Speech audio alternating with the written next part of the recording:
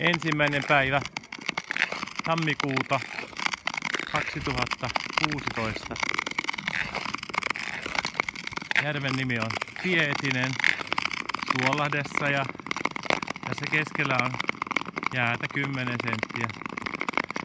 Tämä on tämmöistä keskisuomalaista kaunista järvimaisemaa.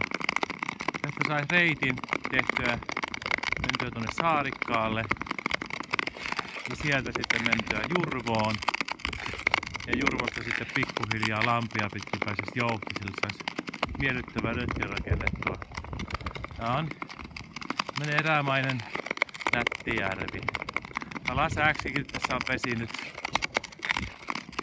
tällä järvellä.